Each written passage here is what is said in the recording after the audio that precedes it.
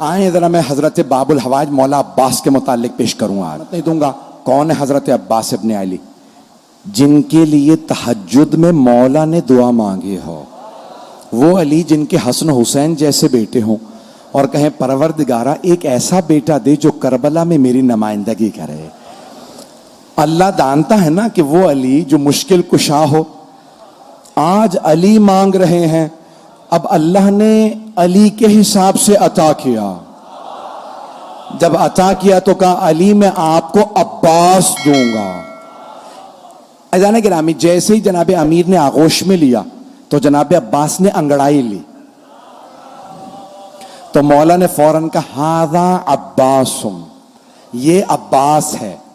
میں نے کسی مقام پہ پیش کیا تھا, شیر کی مختلف حالتوں اور کیفیتوں کے نام ہیں. اسد مطلق شیر کو کہا جاتا, شیر کو عربی میں اسد کہتے ہیں.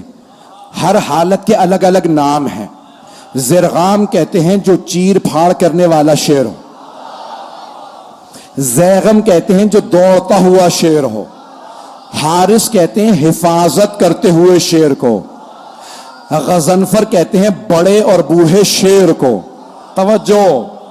لیس کہتے ہیں غراتے ہوئے شیر کو. غراتا ہوا شیر کہلاتا ہے لیس, لام یہ اور سے, لیس غراتا ہوا شیر. اور حملہ کرتے ہوئے شیر کو کہتے ہیں حیدر. حملہ کرتا ہوا شیر حیدر. اور عباس کس شیر کو کہتے ہیں؟ تو میں نے لغت میں دیکھا تو مختلف معنی لکھے تھے. ایک جگہ لکھا ہے انگڑائی لیتے ہوئے شیر کو عباس کہتے ہیں. توجہ. دوسری لغت میں لکھا تھا, فیروز اللغات میں لکھا تھا عباس اس شیر کو کہتے ہیں جس سے شیر فرار کریں. اللہ کے شیر نے کہا یہ عباس ہے.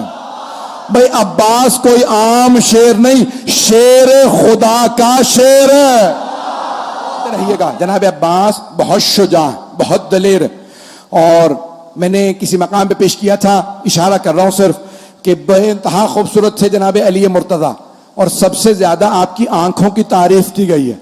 مولا کی آنکھیں بہت بڑی بڑی تھی, اور جب آپ میدان جنگ میں جاتے تھے نا تو آپ دانت بھینچ لیتے تھے. جب ذوالفقار کھینچتے تھے نا تو دانت بھینچ کے ذوالفقار کو کھینچتے, آنکھیں سرخ ہو جاتی تھی. اکثر لوگ آپ کی آنکھوں کو دیکھ کے وہیں مر جاتے تھے. مولا علی آنکھوں سے دشمن کو کھا لیتے تھے. بڑے بڑے سورما کا پتا پانی ہو جاتا تھا. جناب امیر کی وہی آنکھیں جناب عباس کے پاس تھیں. جناب عباس بھی مولا کی طرح نقاب رکھ کے میدان میں اترتے تھے. مولا بھی نقاب اپنا تحت الحلق نکالتے تھے, اپنے امامے میں سے تحت الحلق نکالتے تھے اور میدان میں جاتے تھے. جناب عباس صفین میں صرف 13 برس کے تھے. اگر سننا چاہیں پڑھو, 13 برس کے تھے صفین میں.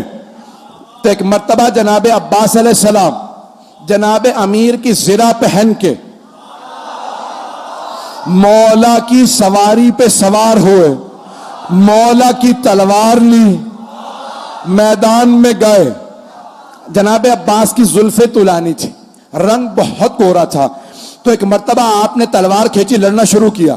ساری فوج کہنے لگی علی آ گئے ہیں, علی آ گئے ہیں.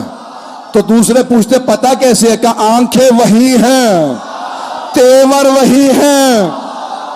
چلیے گا. تو ایک مرتبہ جناب امیر سے کسی نے آگے کہا مولا آپ یہاں ہیں. وہاں میدان جنگ میں ہر آدمی نے شور مچا رکھا ہے علی آ گئے, علی آ گئے. مولا مسکرائے, کہا لڑنے والے سے کہو علی نے بلایا. جناب عباس سے کسی نے کہا آپ کو علی نے بلایا, آپ نے نقاب نہیں اتارا. ایک مرتبہ سواری سے اترے, بس مولا کا نام آنا تھا, گھوڑے سے اترے, ہاتھ میں تلوار تھی, خون بہ رہا تھا تلوار سے, چہرے پہ ابھی بھی نقاب تھا. جیسے ہی جناب عباس کو آتا دیکھا نا تو جناب عباس کے سیاہ امامے پہ سیاہ بال چہرے پہ آئے ہوئے تھے, رنگ گورا تھا. مولا نے دور سے دیکھے کہا ہاذا قمر بنی ہاشم, کہا ہاذا قمر بنی ہاشم, یہ بنی ہاشم کا چاند ہے. عزیزانہ گرامی, جس گھر میں ایک ہی خوبصورت ہو تو خاندان والے سارے القاب اسے دے دیتے، نہیں پہنچا سکا کہ بھئی یہ خوبصورت ہے، یہی چاند ہے، یہی سورج ہے، یہی ستارے، سب کچھ یہی ہے. اور اگر کسی خاندان میں سبھی خوبصورت ہو، اب پہنچ رہی ہے بات، سبھی خوبصورت ہو، کوئی حمزہ ہو، کوئی جعفر طیار ہو، رسول خدا علی مرتضی، امام حسن و حسین کے تو نام ہی حسن سے نکلے ہیں، بہت خوبصورت تھے. جہاں سبھی خوبصورت، وہاں جناب امیر فرما رہے ھذا قمر بنی ہاشم. اب سوچیں کتنے خوبصورت ہوں گے. صرف آنکھیں نہیں، ناک جناب عباس کا، آپ کی پیشانی، لب، آپ کے بازو، آپ کا قد، ہر چیز دیکھنے سے تعلق رکھتی تھی. جو ایک دفعہ دیکھتا تھا وہ واپس آ کے پوچھتا تھا کون ہے. جب جناب عباس مدینے کے بازار میں جاتے تھے بازار رک جاتا تھا. جناب زینب کو کسی نے کہا جب آپ کا بھائی جاتا ہے بازار رک جاتا. جناب زینب نے بولا کہ بھیا آج کے بعد سے چہرے پہ نقاب رکھنا. کہ بی بی جیسا آپ کا حکم. کہ بھیا کہیں نظر نہ لگ جائے. سارے مدینے والے ایک ہی بات کرتے ہیں عباس عباس ہے. بہت خوبصورت ہے. میں دیکھ رہا ہوں آنکھوں میں آنسو ہیں.